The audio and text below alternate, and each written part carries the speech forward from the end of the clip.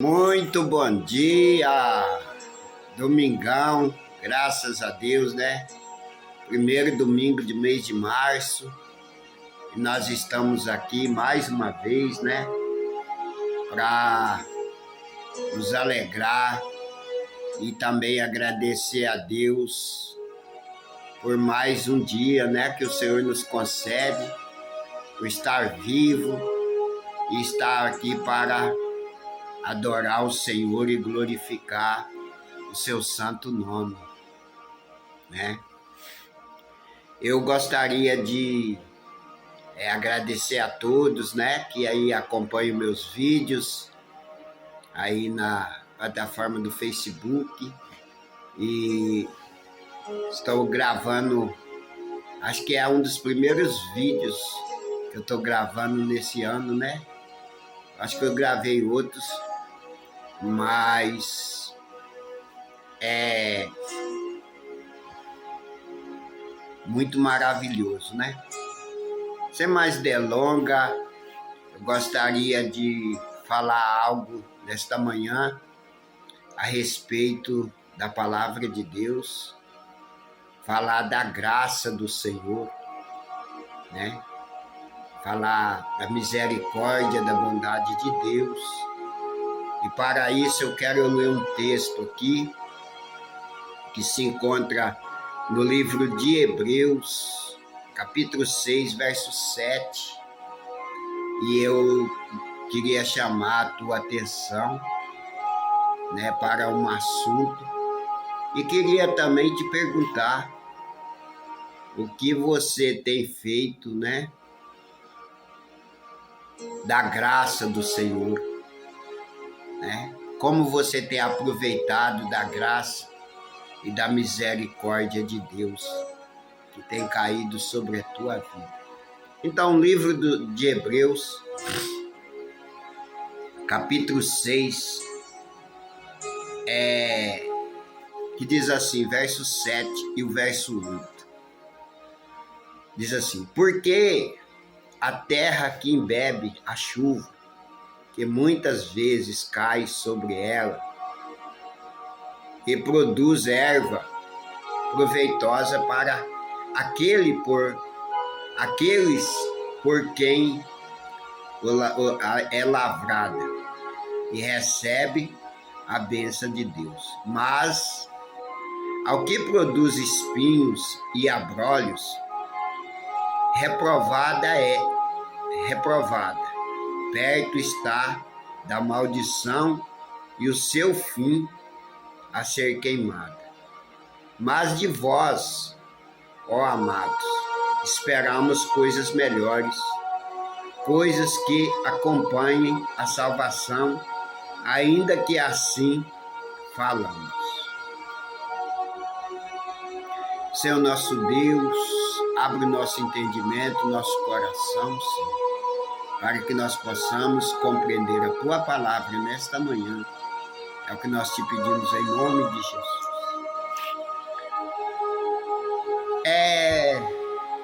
Esse texto bíblico é um texto aonde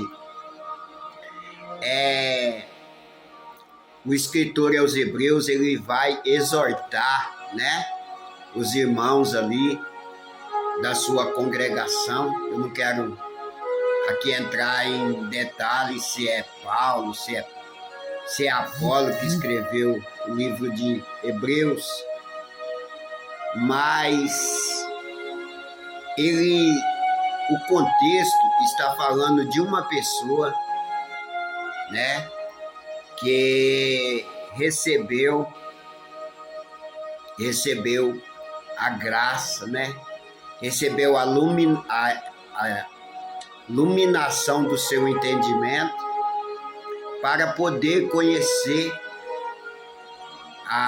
o poder, conhecer a graça, conhecer os mistérios divinos.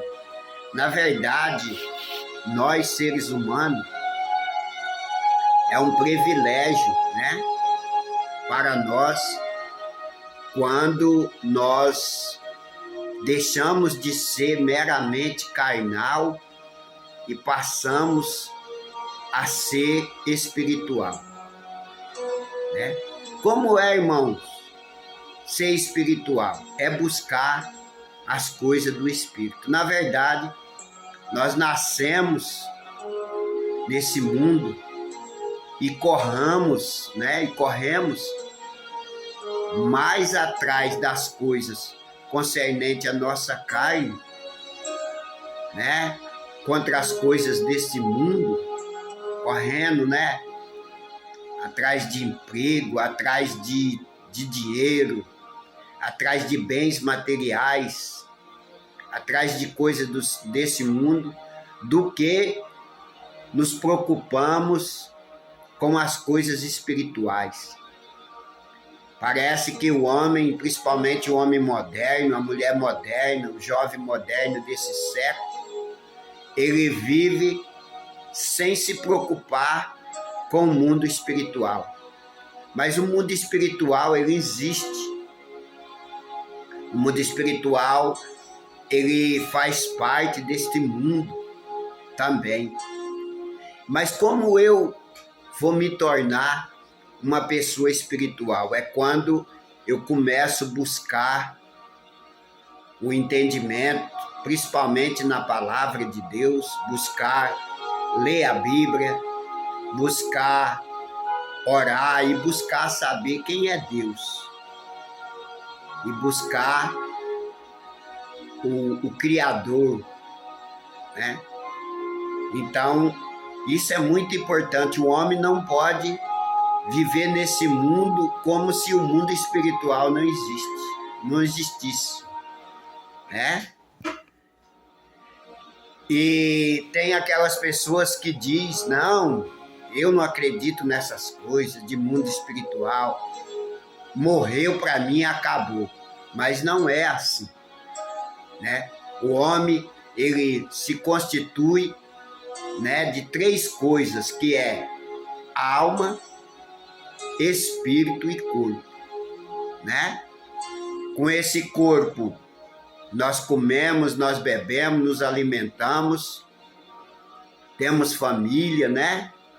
Temos filhos, damos continuidade à nossa existência, mas porém também nós temos a nossa alma. Nós temos a nossa alma, que é o centro das nossas emoções, a alma que muitas das vezes ela se sente abatida, né? E também temos o espírito, que é aquilo quando Deus ele faz o homem, ele sopra, né, nas narinas do homem e o homem passa a ser vivente. Então, o espírito é aquilo que nos dá vida. Por exemplo, quando o homem morre, a Bíblia mesmo fala que o espírito deixa e aquele corpo já não é mais, não passa a ser nada, né? Então esse é o mundo espiritual. Quer você queira, quer você não queira, esse é o mundo espiritual. E muitas das vezes, até mesmo aquelas pessoas que dizem que isso é bobagem, mas quando ele se depara com um pensamento, né, pensando, nossa, quando eu passar dessa vida aqui para outra, como eu vou fazer, né? Então o homem se torna nesses pensamentos. E o escritor aos Hebreus aqui, ele vai falar, né, que alguém, né, começou a ser participante desse mundo espiritual. E como é que eu passo a ser participante do mundo espiritual? É quando algo, a graça, me chamou a atenção, como no meu caso, né? Uma vez eu estava no meu trabalho, eu não era nem cristão ainda, e uma mulher ela falou para mim que Deus tinha um plano na minha vida. Ela disse: jovem, você não nasceu para viver na vida que você deve. Deus tem um plano na sua vida. E eu fui examinar, fui buscar, né, ali, e perguntei para ela aonde ficava, né, como eu ia saber desse plano que Deus tinha na minha vida. Ela disse: não somente na tua, mas Deus tem um plano na vida espiritual de cada uma pessoa. Você não está aqui por acaso, né? Essa vida que você tem aí, ela pertence a Deus. O seu corpo pertence a Deus. E realmente eu fui ler a Bíblia, né? Peguei o Novo Testamento e comecei a ler, e assim veio ao meu entendimento que Deus tinha um plano na minha vida e que eu tinha que procurar de alguma maneira saber mais deste plano. Então, fui para uma igreja e ali comecei a frequentar, e ali fui inteirando, conhecendo aquilo que Deus tinha para a minha vida, né? E ali Deus foi derramando a sua graça, a sua misericórdia. Eu fui aprendendo e aquilo gerou em mim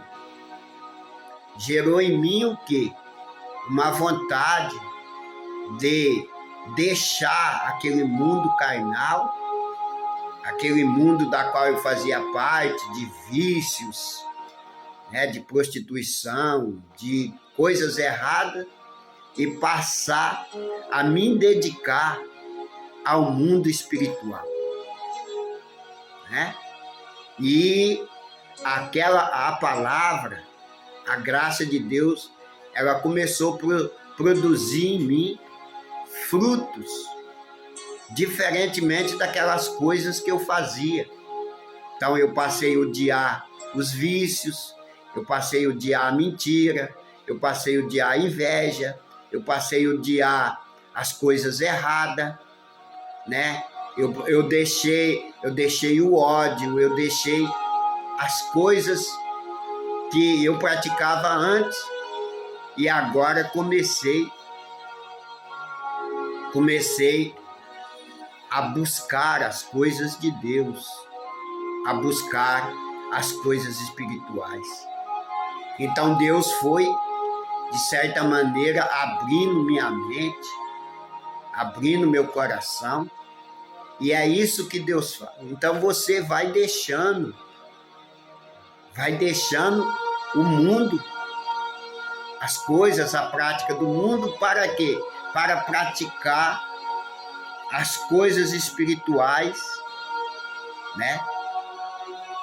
No lugar do ódio no seu coração, você deixa entrar a paz, o gozo do Espírito Santo, né? Eu vi que eu não precisava mais de cigarro, de bebida, eu não precisava mais xingar, eu não precisava brigar, fazer todas as coisas que eu fazia antes. Isso, né? Isso é a graça de Deus nas nossas vidas e nos nossos corações. Então, no 5, diz assim, ó, no versículo 5 do capítulo 6, ó: e provaram a boa palavra de Deus e as virtudes do século vindouro. Então, eu comecei a provar, né, a boa palavra de Deus. Agora, a palavra, ela passou a tomar parte da minha vida. Agora, eu comecei a ser guiado não pelos meus pensamentos, por aquilo que eu imaginava, com aquilo que eu aprendi desde criança, e agora eu deixei a palavra, né? A palavra, a boa palavra de Deus, me instruir, né? E para quê? Para que eu tivesse um futuro espiritual, que é isso que o homem tem que ter. Então o homem vive aqui nesse mundo, né? Mas só que quando ele morre não termina aqui. Então o futuro de todos os homens, de todas as almas, é o futuro espiritual. Morreu aqui, passa a ter um futuro chamado de eternidade, né? Eternidade ou com Cristo, ou diante de Deus, ou um futuro, né? Na condenação. Por quê? Porque essa palavra, ela vai começar a mostrar, a descortinar aquilo que na verdade, né, espera para mim e para você. Mas para que o vídeo não fique muito grande, né, eu vou parar aqui no 16 minutos e vou voltar com a segunda parte, falando a respeito da graça, o que eu temos feito quando nós recebemos essa graça de Deus. Vamos para o segundo vídeo.